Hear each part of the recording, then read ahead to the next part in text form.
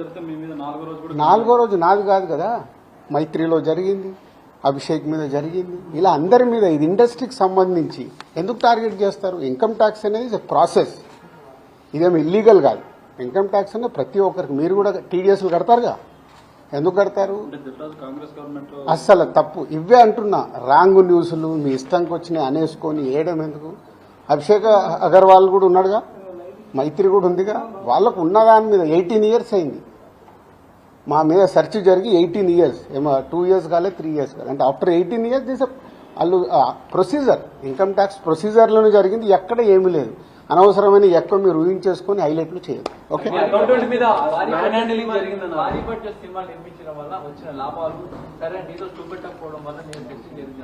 నా దగ్గర కాదండి, మొత్తం జరిగితే మళ్ళీ మీ దగ్గర అంటారేంటి? సో అన్ని జరుగుతాయి, ఇట్స్ ఎ ప్రాసెస్. ఇందాక చెప్పాను కదా, 24 crafts కు ఎలా స్పెండింగ్ చేస్తున్నారు.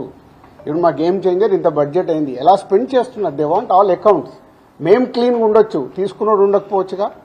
సో మా దగ్గరికి వెళ్ళి అన్ని డీటెయిల్ తీసుకొని ఎవరెవరికి వెళ్ళాయో వాళ్ళ ద్వారా చెక్ చేస్తారు. ఎందుకంటే TDS, GST, so many process ఉంటాయి. అంతేగాని ఎక్కువ ఊహించేసుకుంటున్నారు, ఏం లేదని. హైలైట్స్ దాంట్లో ఉండకుండా కొంచెం బయటికి రండి అని నా రిక్వెస్ట్. టాప్ డైరెక్టర్స్ కి బ్లాక్ ఇవ్వడం వల్లే ఇష్యూస్ వస్తున్నాయి అనేది కూడా వినిపిస్తుంది. మీలో కొంతమంది, మీ ప్రొడ్యూసర్స్ కొంతమంది చెప్తున్నారు, దీనికి ఏమంటారు? మీ ఛానల్స్ కూడా చాలా చెప్తారు, బ్లాక్ ఎక్కడ ఉంది, ఎక్కడికి వెళ్ళి వస్తుంది, నువ్వు సినిమా ఎక్కడ చూస్తున్నావు, ఆన్లైన్లో టికెట్ బుక్ చేసుకుంటున్నావు, 90% బుక్ మై షోలో బుక్ చేసుకుంటున్నావు, పేటీఎంలో బుక్ చేసుకుంటున్నారు. ఎక్కడుంది క్యాష్? 90% అకౌంట్లోనే. అదే అందరు మీరు బుక్ చేసుకుంటున్నారు, సినిమాలు చూస్తున్నారు.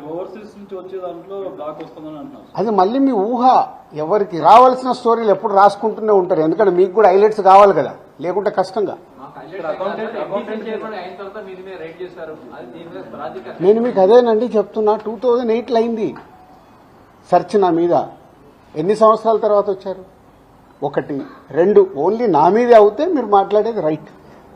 ఇండస్ట్రీలో చాలా మంది మీద అయింది కదా. సో దీనికి దానికి లింక్ లేదు కదా. అదే అనవసరమైనది ఊహించుకొని లింకులు చేయకండి అనే నా రిక్వెస్ట్. అసలు నేను ఆఫీస్కి వెళ్ళాను, మరి నాకు ఎవరైనా చెప్పలా.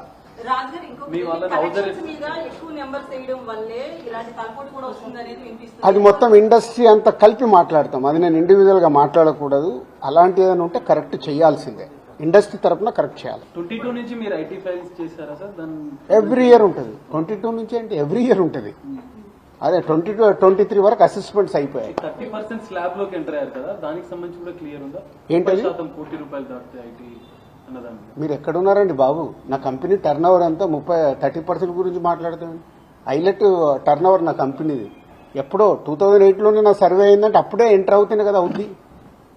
అయితే ఫిల్మ్ ఇండస్ట్రీలో రైట్స్ జరగడం కూడా ఒక ప్రెస్టేజ్ ఇష్యూగా కొంతమంది చూస్తున్నారు, డైరెక్టర్లు, హీరోలు, వీళ్ళంతా. దీనికి ఏమంటారు మీరు? అంటే ఇన్కమ్ ట్యాక్స్ వాళ్ళు అదే అంటారు, సార్ మేము వచ్చినామంటే మీరు పెద్దోళ్ళు అని. సో మీ మీద కూడా చేయించుకోరు, మీరు ఫాస్ట్ గా పెద్దోళ్ళు అవుతారు. అది న్యాచురల్. అంటే హౌస్ అరెస్ట్ అంటే ఇప్పుడు నేనున్నాను 3 రోజులు, మేము వీడియోలు తీస్తున్నాను, నేను ఎక్కడికన్నా వాకింగ్ చేస్తాను, బయటికి వెళ్ళని వారు. కమ్యూనికేషన్ కాకుండా వాళ్ళకి కావాల్సిన ఇన్ఫర్మేషన్ తీసుకోవడానికి అందరినీ డిఫరెంట్ లో ప్లేస్ లో పెట్టి ఫైనల్ గా కన్క్లూడ్ చేస్తారు. ప్రొడక్షన్ టైంలో జరిగిన లావాదేవీలు, మీ సినిమా రిలీజ్ అయినాక వచ్చిన లావాదేవీలు, వీటన్నిటిని అడగడం జరిగిందా? అది ఆటోమేటిక్ అండి, అది ప్రాసెస్. వాళ్ళకి అదే అవగాహన చేసుకోవటానికి. సినిమా క్యాష్ ఉన్న బ్యాంక్కి వెళ్ళి డ్రా చేసే పెడతారు. సో వాళ్ళకి డౌట్స్ ఉంటాయి. డౌట్స్ ఉన్నప్పుడు క్లారిఫై చేయాల్సిన రెస్పాన్సిబిలిటీ మాదే కదా. సో అలా ఒక్కొక్కటి ప్రొడక్షన్ ఏంటి, డిస్ట్రిబ్యూషన్ ఏంటి, ఎగ్జిబిషన్ ఏంటి, ఎలా ప్రాసెస్లో ఉంటాయి అన్ని ఎక్స్ప్లెయిన్ చేస్తూ వచ్చాను. మీ దగ్గర 5 lakhs rupees అని అన్నారు, శిరీష్ గారి దగ్గర 4.5, at the same time Hanshitha గారి ఇంట్లో ఎంత స్వాధీనం చేశారు? 6.5 lakhs. టోటల్ కలిసి 20 లక్షలండి. క్యాష్ రూపంలో మా ఫ్యామిలీలో కానీ ఆఫీస్లో కానీ 20 lakhs. అది దానికి కూడా ఇది అన్అఫీషియల్ కాదు, ప్రతి ఒక్కదానికి ఇట్లా డాక్యుమెంట్ ఇస్తారు. ఇది 5,50,000 గోల్డ్ ఉంటుంది. ఏ లిమిట్ లో ఉండాలో ఆ గోల్డ్ కూడా ఉంది అందరిది. యాజ్ పర్ రూల్ ప్రకారం ఎవరి దగ్గర ఎంత ఉండాలో అంతే ఉంది. మెయింటైన్ అంటే మేము రెస్పాన్సిబుల్ పర్సన్ కదా, ఏది మేము తప్పులో ఉండకూడదు.